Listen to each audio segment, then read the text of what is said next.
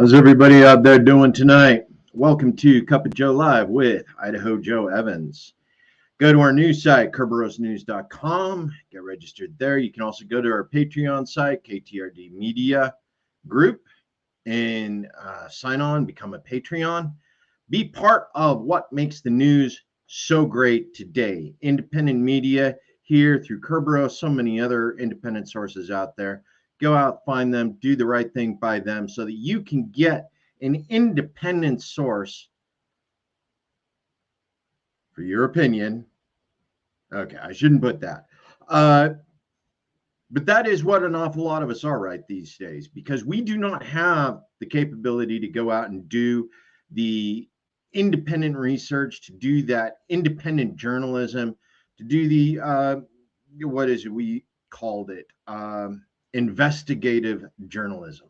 We don't have the resources to go out and do that, which means an awful lot of what we have to do in order to present our views, these views that we are offering, is read between the lines in what's going on with other news, look to other news sources, and consider a significant number of other factors that are going on, everything including personal experience of friends, people who may or may not be on the ground in any given location at a given time.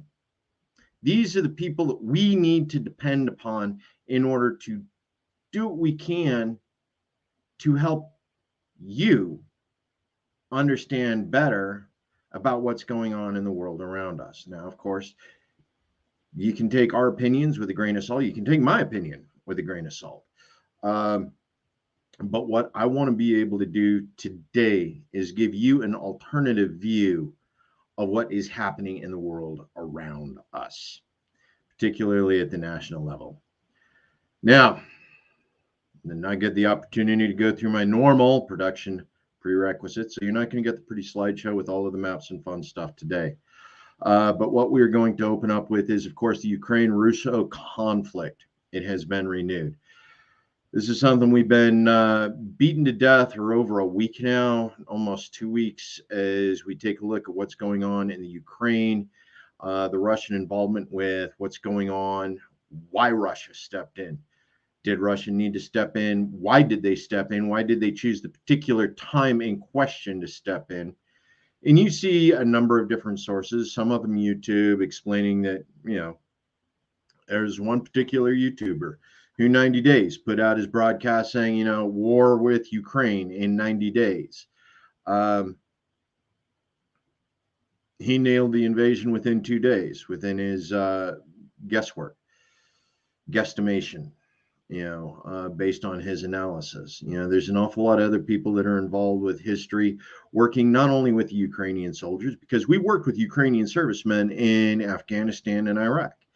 They came and augmented NATO forces in those regions in order to make sure that we were well supplied, we had backup, and it also gave them a lot of opportunity for combat experience in Iraq and Afghanistan through a wide variety of terrains, including the urban combat that a lot of them are currently dealing with the Russians right now, as the Russians move in with tanks and stuff into Ukrainian cities. So the U.S., NATO has a long relationship with Ukraine. Ever since 1991, we've helped arm them, we've helped supply them, and to a certain degree, we've even helped with some rather awkward political situations over the years, if help is what you want to call it. Some of them would consider that we set up puppet regimes in the Ukraine. Not denying that.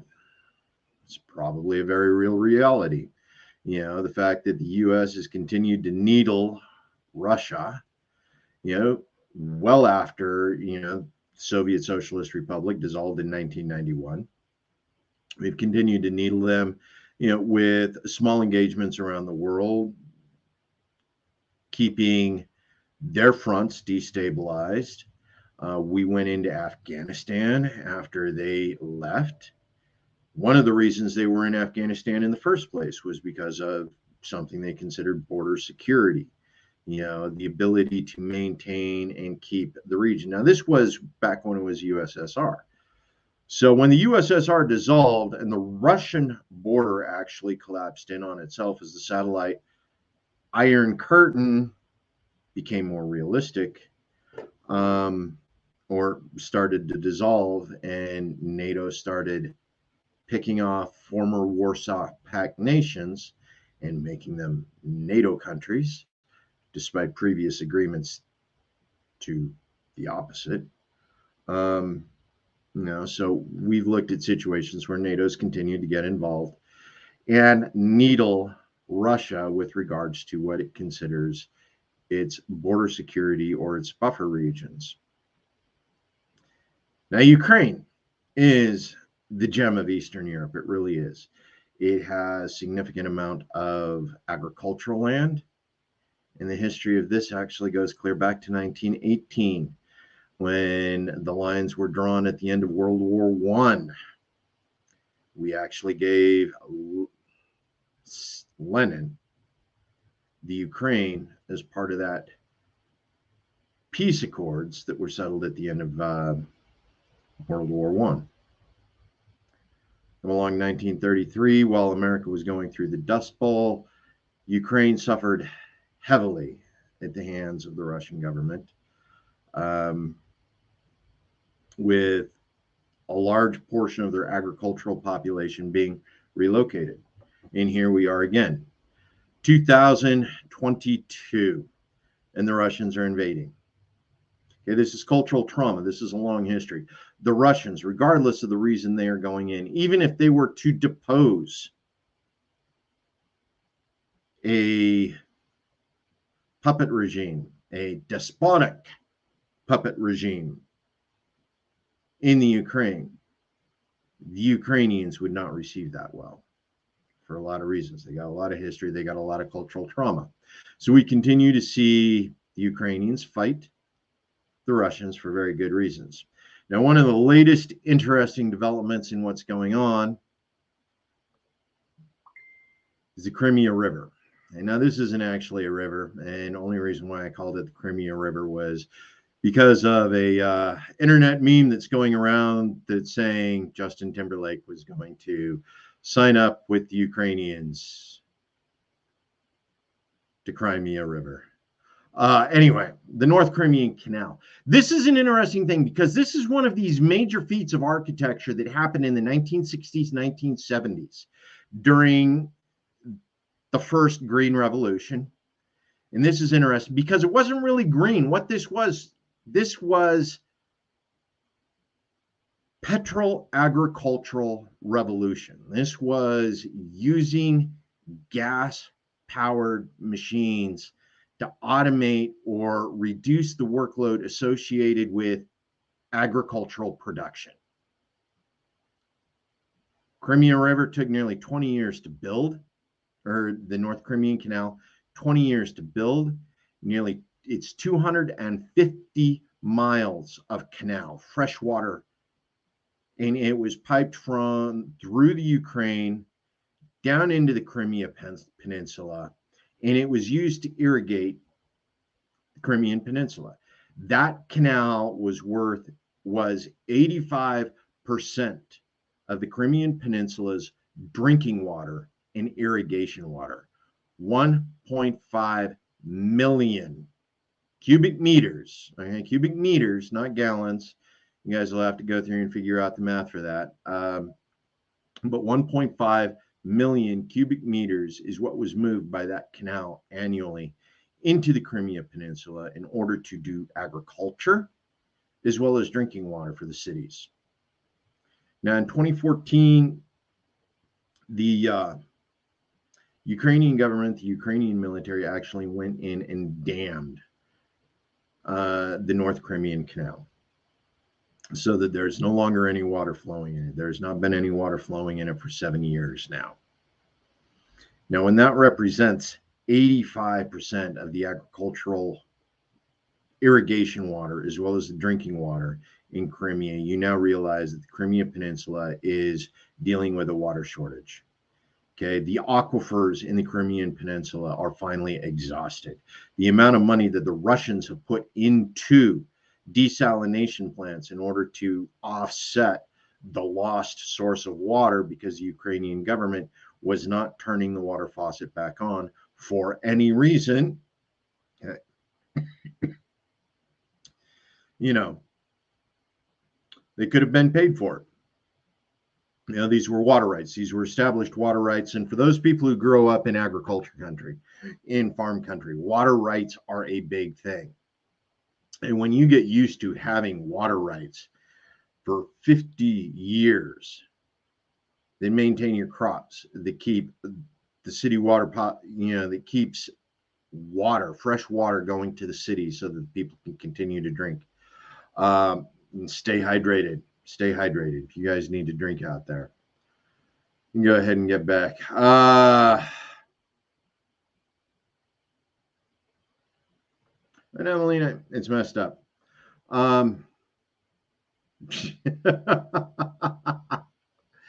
Yes. Well, it's a little late in the evening, but I'm going to do the product placement here. Maybe someday they'll actually pay me for it, right? Should be drinking water because that's what we're talking about. We're talking about fresh water right now. And water rights and everything that goes with that. So right now, there's an aspect of siege warfare that's going on with the Crimean Peninsula. It's primarily Russian. It is now Russian owned and managed, and the Ukrainians have decided to cut off 85% of their fresh water. One of the key events that happened in the Ukraine-Russia conflict this week was that dam that blocked off that 250 miles of irrigation to the Crimean Peninsula just before planting season, mind you. Just before planting season. That dam was seized and breached, and the water flow to the Crimean Peninsula restored. There's also drinking water for the Crimean Peninsula. So once again, people on the Crimean Peninsula can shower and drink water, irrigate their gardens, wash their cars. Yeah, no, that's probably not one of those big things that we really think about these days with our first world problems. Do we have a water shortage? Are we going to be able to water our grass? Crimea is going through a water shortage. They can't water their food. So again, this is one of those things that was an aspect. Now,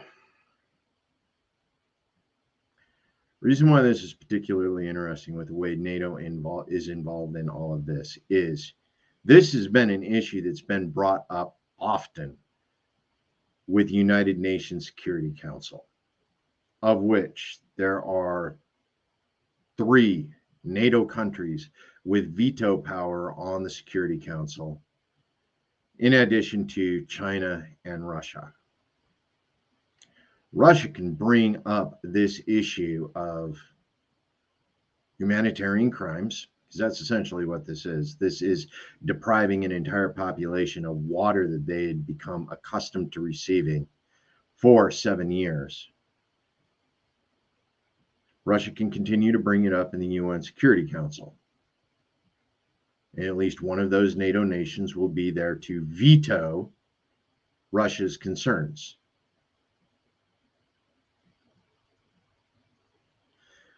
We're worried about the Ukrainians depriving Crimea of water. Veto. We are worried about Ukraine violence on the separatists in the Donbass region. Veto. We are concerned about the safety of Ukraine. Veto. Meanwhile, the United States is giving nearly $500 million in aid annually, including military aid, to the Ukrainian government that has laid siege to the Russians in the Donbass region who want to separate from the Ukraine, as well as the Ukrainians who are depriving the Crimean Peninsula of water that they'd become accustomed to. Now, we can get into the whole issue of land rights with regards to the Crimean water. What are the water rights? Who owns the water rights? This is one of those things where it comes down to established propriety national boundaries. Okay. Ukraine owns the source of the water. There is no reason they cannot do with it what they choose. This is one of those situations where they could have chosen to sell the water. They could have established an agreement with Russia in order to allow the water to continue to flow for a certain fee. 250 miles of canal, 1.5 million cubic meters of water in irrigation running down that canal. Food, drought. Drought. It's what it's about. This is a manufactured drought in Crimea.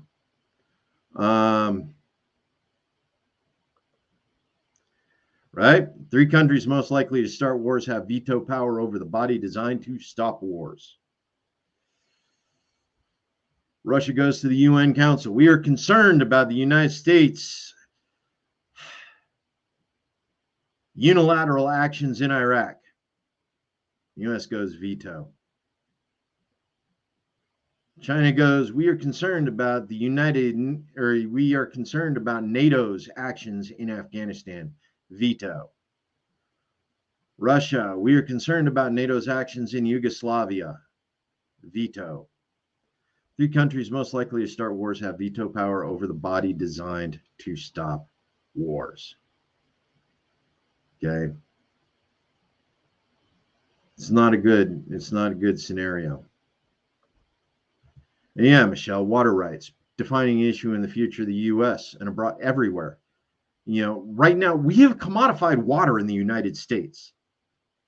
Water is traded on the US Commodities Exchange. Okay. River water is no longer free. Or if it is, it can be bottled and become a commodity that we put on the Commodities Exchange. And then from there, decide who gets water based on who can afford to buy it. And water rights. Can't believe I actually have to say this, but water rights are human rights. Okay, the idea that we can sell water or deprive people of water if they aren't able to pay for it is one of those things that we would consider a severe human rights violation. Okay, we are not a desert planet yet, and we are doing our best to make sure that that doesn't happen. Now, desalination, it does happen to be a big issue. A lot of countries right now are doing it. Israel has desalination plants. Saudi Arabia,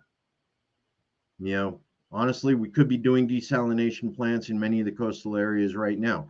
California could be doing desalination plants for the purpose of supplying their own water. Instead, they still continue to buy off water rights from other states in the United States. And unfortunately, a lot of those states do not understand the value of that water and their water rights. And they're literally selling it dirt cheap for California to waste because it's not going to carbon effective crops. But desalination, we are working on it. Okay. It hasn't reached the ability where we can scale it yet, partially because desalination is expensive. It has a high power consumption. So unless you're doing some sort of natural form of desalination, like waiting for the rain to come, you don't have an awful lot of ability to desalinate on mass scale.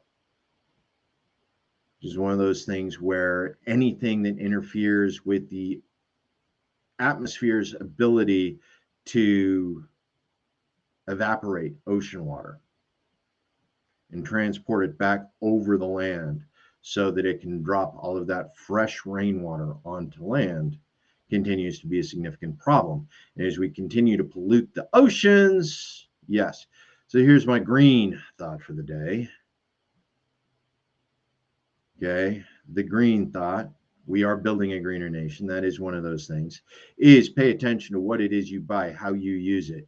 Because no matter what anybody says, federal policy, international policy is not going to be what saves the planet. It's going to be individual actions on the lowest level, deciding to choose doing the things we could do to make the world a better place. Drink clean tap water. Let water flow that's supposed to flow. Do the right things with the water, observe water rights, and above all, make sure that we are paying attention. This is another issue. Okay, it's going to be a short water year in Idaho. Okay, water wars in southern Idaho. Okay, this is an issue of water rights. Who actually has rights to the water?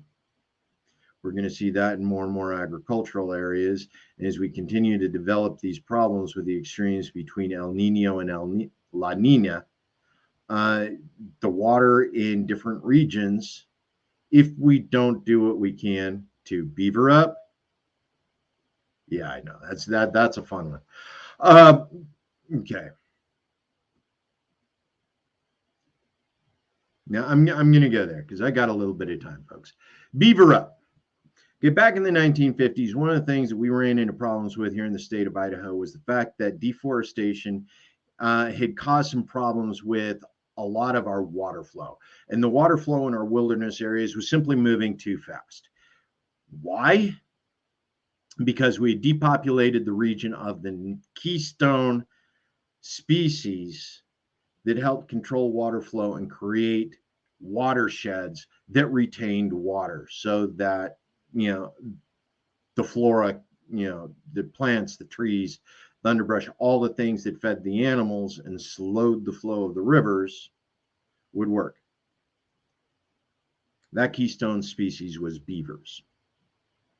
Now, I happen to like the idea of beavering up because that's slowing the flow of water works very much the same way with slowing the flow of money, and why small businesses are so much more important than going for the major corporations as far as being able to maintain community sustainability. Major corporations do not sustain communities. They break communities. They bleed them dry. There is no currency retention in a community that is all big box stores. The money's headed back to corporate headquarters before it even hits the ground. But in the 1950s, one of the things that we did was we parachuted beavers, Operation Beaver Drop. Yes, you can Google it, and it will actually come back with clean Google. I know the whole worry. Don't Google it, because no, Operation Beaver Drop was an Idaho Fish and Game operation in the 1950s to airdrop beavers into Idaho wilderness area in order to restore the watersheds in the region. Awesome story. Look it up if you get the opportunity to. Right? No one should own water, just like no one should own air. Yet we're bottling air and selling it these days. Commodities market, yep, it's a racket. We're addicted to gambling. Absolutely. San Diego, that's good to hear. I love knowing that there are desalination plants in Oregon, not nearly as many as they should be. The Suez Canal. Oh, yeah, love well water. Definitely love the well water. But that's one of the problems that we're running into. The natural aquifers from a good watershed, if they're exhaustible, you can drain them if you aren't protecting the watershed or making sure that you have alternative water sources that are working. Employing engineers, yeah, making arid land tillable and populating it. Oh, God. This one's an interesting situation because it's one that we are seeing play out in the Crimea Peninsula right now. Okay. We have turned our best land, our greenest land, the land that most naturally lends itself to agriculture, into urban blacktops. Okay. Cities along the river that are just natural beds for agriculture. The land is rich. The water is healthy. It's nearby. It's fresh. And we have taken all of this fabulous agricultural property, agricultural land, and we've turned it into urban. We've turned it into cities. We've turned it into the suburbs. We've created urban sprawl over the top of it. There are some places that the urban sprawl is so recent that after a good rainfall, you can still smell the dairy farm that the neighborhood was built on. Yeah. Urban sprawl. We're taking our best land and converting it into urban sprawl while we are using engineers to export all of that water out into the deserts so that we can green the desert because we put asphalt over the land that grows our best food.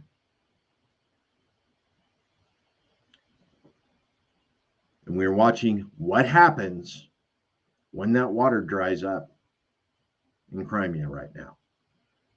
Something that Russia invaded Ukraine. And I'm not going to say Putin invaded Ukraine just to blow a dam, because honestly, he could have done that with a missile at any time. And the Ukrainians just would have rebuilt it. But for him to go in and occupy the length of the North Crimean Canal so that the dam can't be rebuilt just prior to planting season,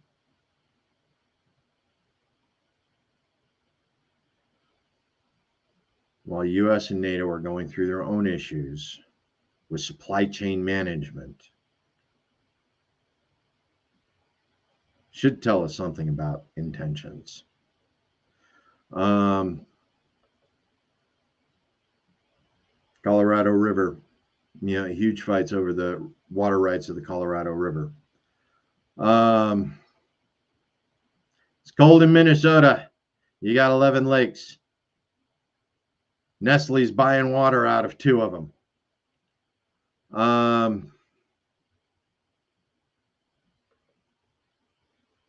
Beaver drop. Atlanta. We're gonna get around to that here in a little bit. So, New Jersey's an interesting creature. Reason why is because as they built up the cities along the I-95 corridor, the amount of farmland has continued to move outside of that area. Now, it's interesting. While I was with 10th Mountain Division in northern New York, okay, I came to understand just how much of New York is still agriculture in some aspects. But the agriculture that you look at in upstate New York is, in a lot of ways, it's gentleman farmers. This is somebody who inherited, the land that great-great-great-grandpa farmed. And a lot of your 4-H kids, come from these farm families where half the family, went out and moved into the city at some point, while a key son or two decided to stick around and continue to work grandpa's property.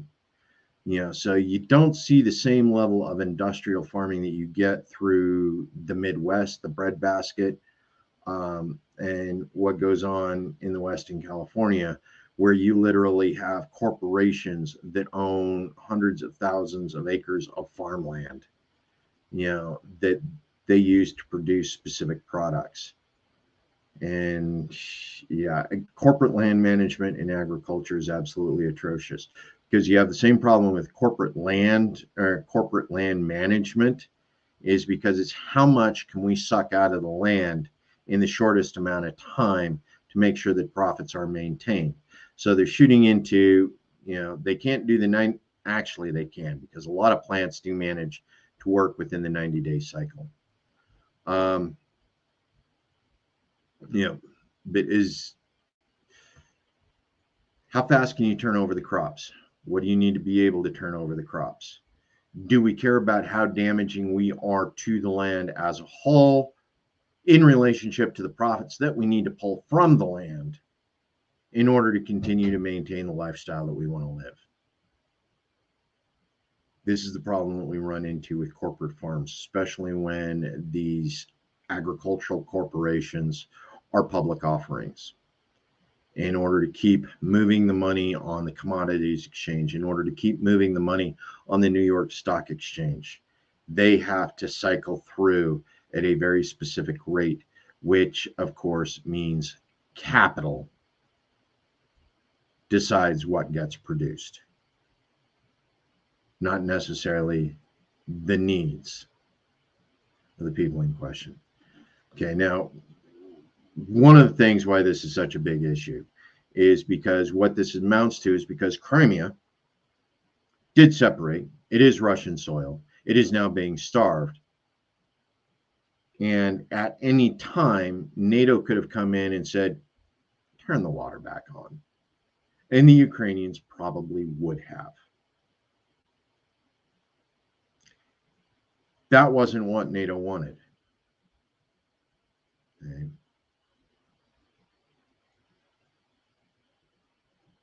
They didn't want it. Otherwise, the water would have been turned back on. And half the reason Putin invaded the Ukraine would have gone away.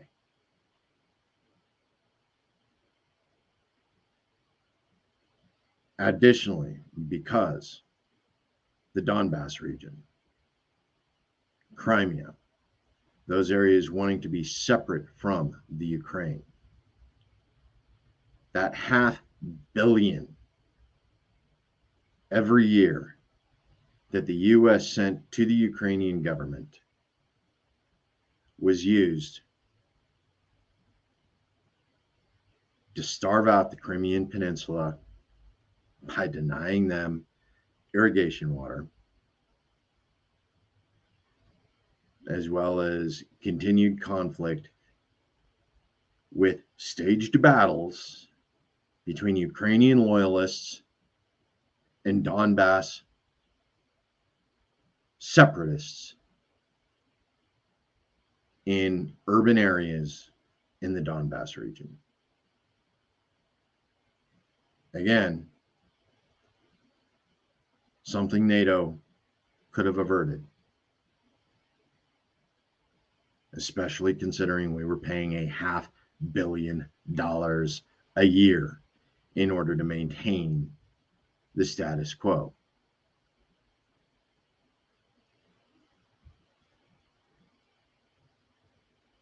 There's blood on our hands. What else have we got here in the notes?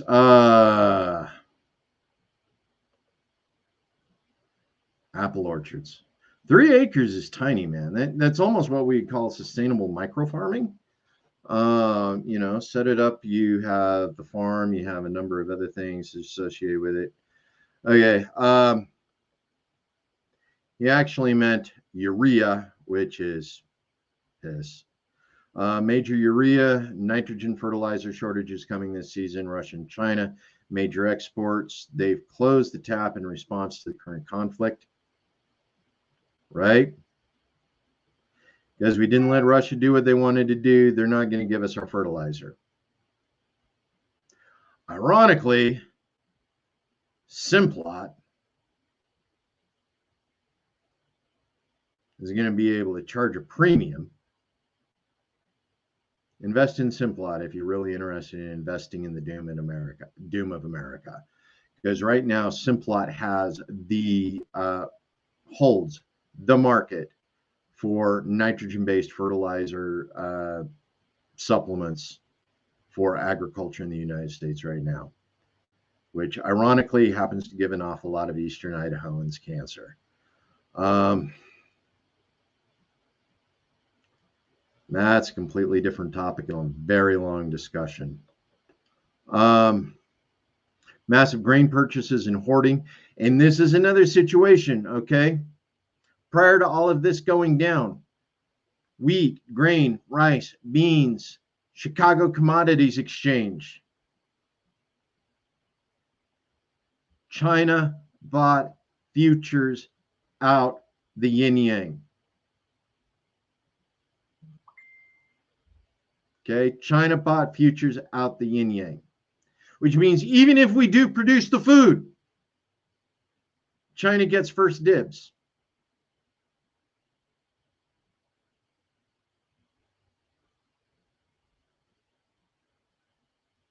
We may very well be experiencing manufactured famine in the United States because we allowed the Commodities Exchange to sell all our future production to a foreign nation. Okay?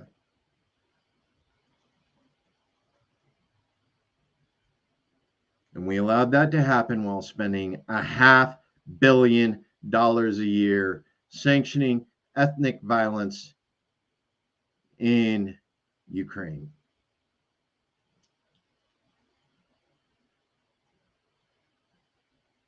This is going to hurt when it comes back around, folks. This is really going to hurt.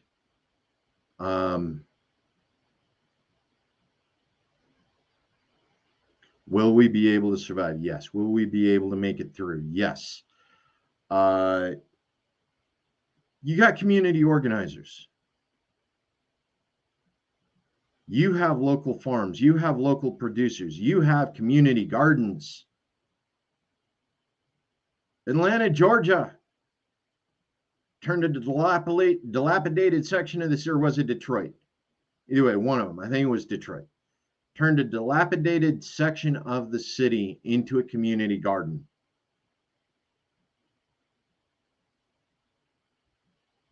That produces for the families.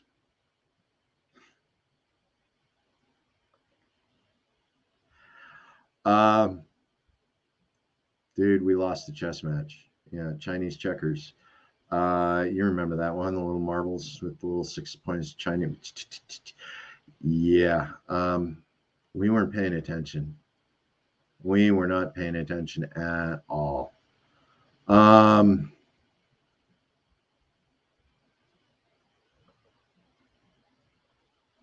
Cancer from chemicals on the farm, absolutely. Okay, I am 53. My dad is 74. Okay. His dad died at 84, and he came back, got his 400 acres of land in eastern Idaho, and was farming it when I was growing up in 1970. I remember going out to the farm and being told to stay away from the sprayer because he's about to go out with the DDT and spray the field.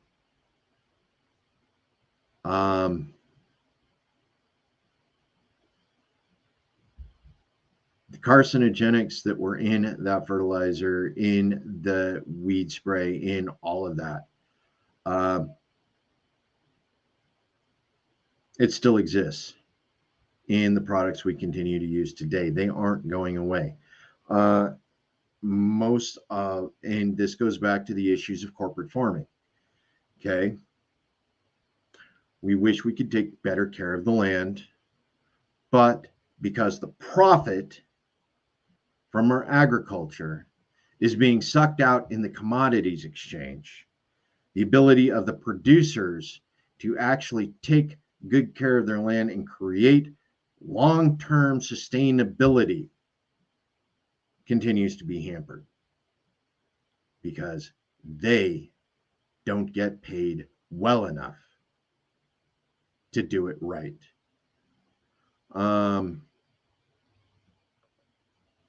Rice futures, hurricanes in Texas, rice prices are going to go up again. But we've already sold it on the commodities exchange. The futures for rice already been sold to China. Meanwhile, China is moving all of its population into the urban areas. I'm not even sure it's bothering with farming this year because they bought all of our stuff.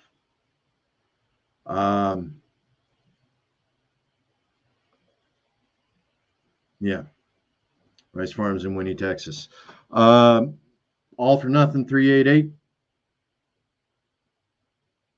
I don't want to die. So I'm just going to point you guys to his YouTube comment.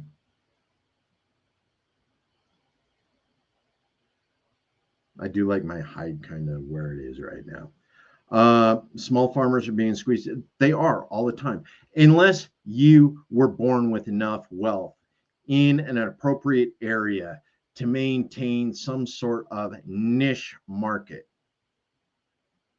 that allows you to continue to survive and pay the bills, you will be squeezed out as a small farmer. You need to be making enough money out of your your niche marketing, your little side deli. You set up your little farm fresh deli in the mountain along the Catskills where, the tourists drive through, 500 a week, and they want to sit down and get some of that authentic, well, it's not authentic. The guy running the farm is independently wealthy and he's just kicking back and relaxing and opens up the shop once a week. He likes to farm, don't get him wrong. He likes to do weird things with his garden, see what he can do. But the thing is they are gentlemen farmers. They are not productivity farmers. And that's one of those things that you start looking at as you start paying attention to who is doing sustainable production farming versus who's doing sustainable niche farming. And you start to learn the differences between these as you get more and more involved in what's going on with agriculture and sustainable procedures across the United States. There are an awful lot of communities, intentional communities, that do pay attention to being self-sufficient, being self-sustainable, and having enough production to maintain food independence for the community. But there's not many. And an awful lot of them, in order to maintain the farm, still have to work at careers outside of agriculture in order to pay the bills so they can maintain the farm. It's a nasty catch-22. Commodities market is going to kill the small farmers. That was one of the things about COVID. When COVID shut down the movement of goods overseas, an awful lot of the industrial farms turned around and sold all their cheap products here in the US, where the small farmers were selling them, and the small farmers couldn't sell cheap enough in order to offset the prices that the corporate farms were providing the goods at. Right? Glyphosate 2,4-D. We're Agent Orange. Now you can buy it at Lowe's. Yep. They don't call it 2,4-D now. They don't call it Agent Orange. Still got all the same content in it. It's just no longer the active ingredient. Yeah. Generational farms being gobbled up left and right. My dad gave up a 400-acre farm. He told his dad to sell it. Too much trauma from the farm growing up, and I understand why. My grandpa was a World War II vet. He came back not right in the head. An awful lot of trauma on that farm. That's why an awful lot of young farm kids decide they aren't interested in continuing the tradition, especially when it's so much easier to go out into the market and do something else these days.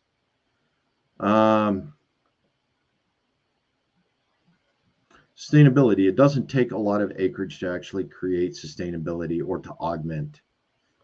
Heirloom apples. I love them, Kay. Heirloom apples, Um, Sears, the original mail order houses. Have your house delivered. Some assembly required. Who wants to IKEA their entire house? Sears had a process. It was a good process. Some of those houses are still around, looking still very good. Um,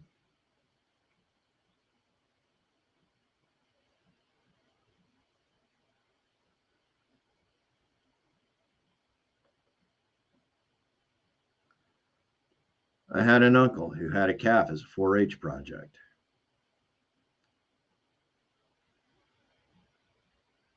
Nobody could eat that calf after it went to the butcher. Nobody. But yeah, it's a hard life. You have to have a specific mentality in order to do agriculture, especially if you're dealing with livestock. Um, Becoming emotionally attached to something that's going to turn into food someday. Uh, yeah, you no, you have to understand what it is you're getting involved in, or be born into it in such a way that it becomes a way of life early. And even then, you see an awful lot of people go, yeah, no, not for me, not for me. I love the animals, love taking care of the chicken, but having to pick up dead chickens out of the coop every other day because of something stupid, you know, figuring out whether or not you can eat fluffy. I know an awful lot of the survivalists out there going, rabbit makes some damn good stew. Yeah. You get hungry. Where's the line that you draw between pet and food? We're starting to drift, man. We're starting to drift. You know, horses and cats and dogs are starting to look pretty yummy to some people out there these days. Um, okay, but now let's get back to the issue. Okay, now this NATO sanctioned ethnic violence. This is something that's been going on for 7 years. So when you say that this is a partisan issue, it is not. Okay, this ethnic violence that's been going on in the Ukrainian region started when Obama was president. Okay, it started when Joe Biden was vice president. It started under the John Kerry State Department. Okay, so this ethnic violence, our funding of ethno-terrorism in the Ukraine started under a Democrat administration. Fast forward 7 years. In that 7 years, we have had a Republican president. We have had a Republican supermajority that understood that $500 million in US aid a year was going to support ethnic based violence within a country's borders. Okay.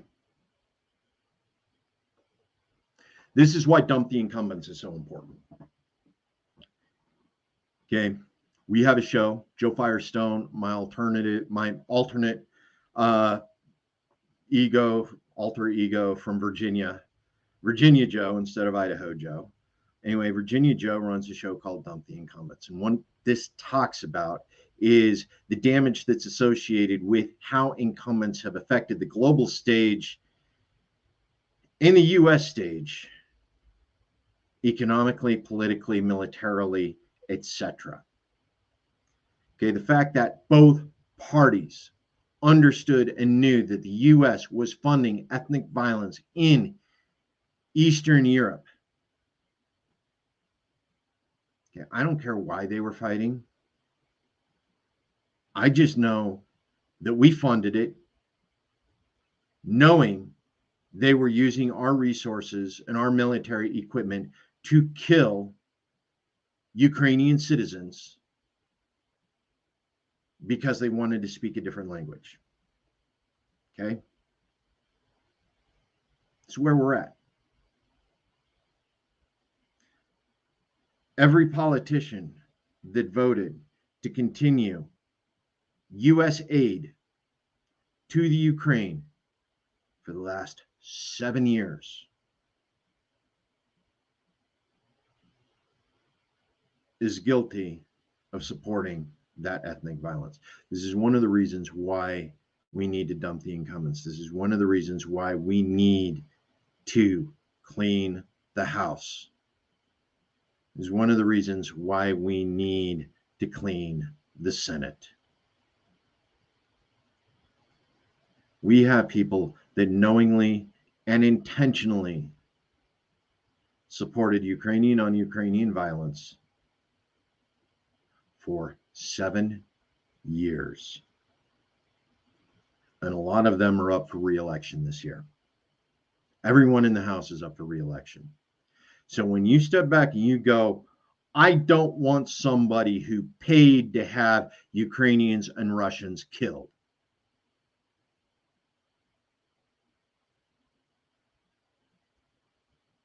Look through the voting records, folks. Look through their voting records. If they voted to support funding to Ukraine at any time in the last 7 years, $500 million in funding per year,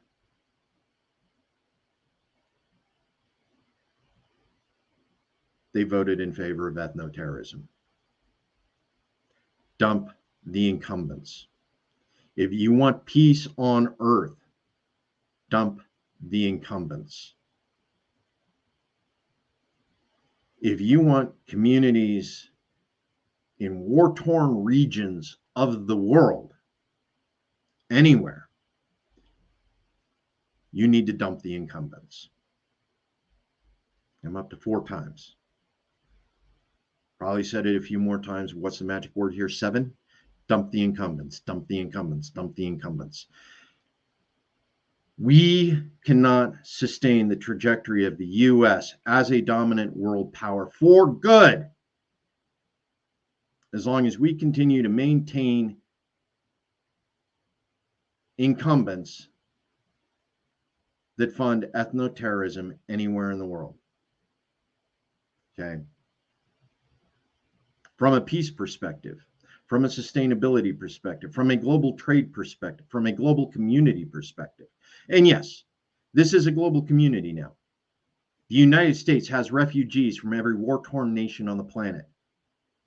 Most of them are refugees because we funded the war that caused them to be refugees.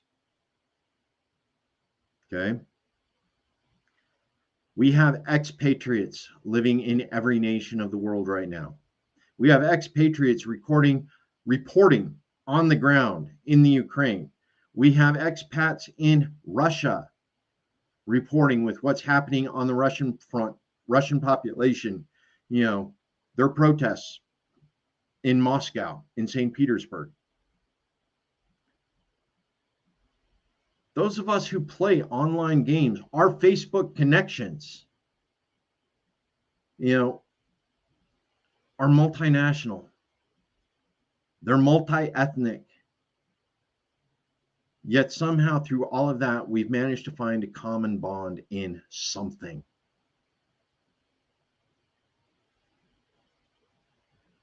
We don't all need to live by the same culture.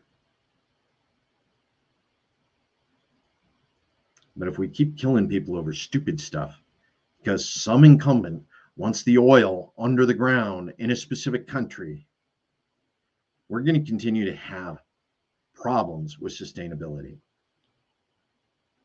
Now, one of the other things I wanted to bring up before I left, third-party ballot access. Okay, we're going into an election season. Now, this is an off-election season, so we're not actually voting for president. Okay, however, we are still looking at senatorial seats. We are still looking at congressional seats. We are still looking at local elections that are still ran by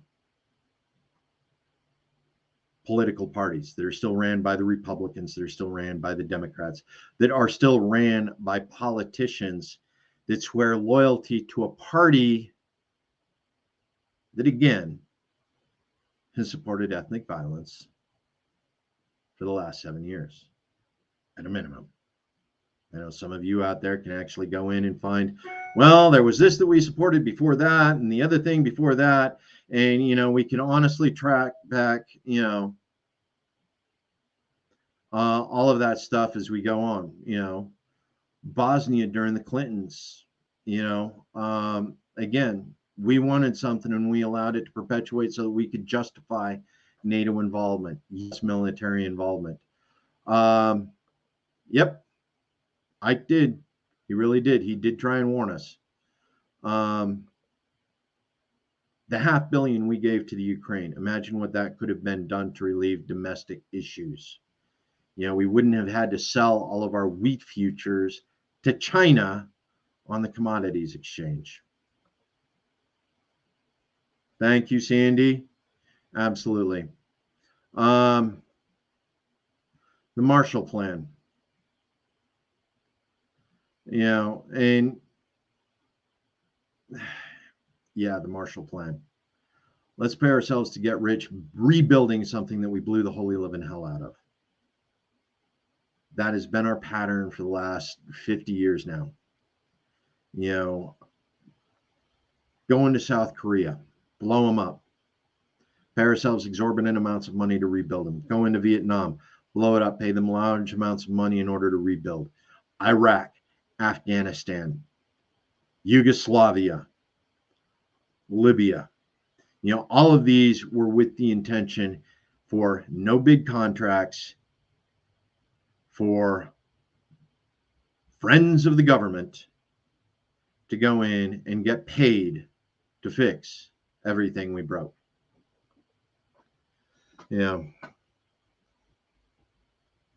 hoping it doesn't stay that way. Honestly, Sandy, I'm really hoping it does not stay that way. I'm hoping at some point we are able to come back around and say, we made a mistake. Okay, we can do that. Take a little humility, understand that, yes, we made a mistake. We did some bad things, and we are here to do what we can to make amends. And that means more than just saying we're sorry. That means actually working on ourselves, fixing the things that we have become so accustomed to in the United States. We have forgotten the cost that's associated with them. Right down to our favorite chocolate. Okay. Our cell phones, they cost. Some poor engineer in China. I'm actually using a Samsung, although I think they probably build them in China too. More money doing business with people you don't agree with. They still want things from you. They still want things from you. As long as they're using them in a way that you're agreeable to, more power to you, man. Corporate money, PAC money. Dump the incumbents. Party overall. Absolutely. Okay.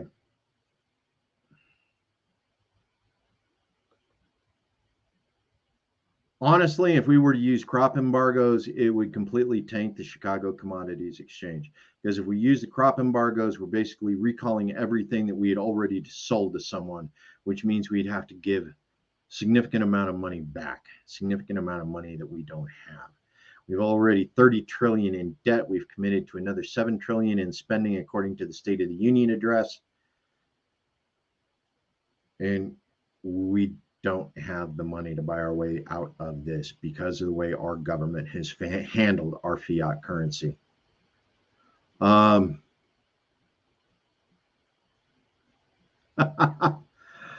course, Lana, absolutely. Ask him. Make it happen. Okay. It is 1 hour. I have things I need to get going to do. I appreciate you guys paying attention, the interaction, the conversation. Thank you for joining me tonight, listening to my rant. Pay attention.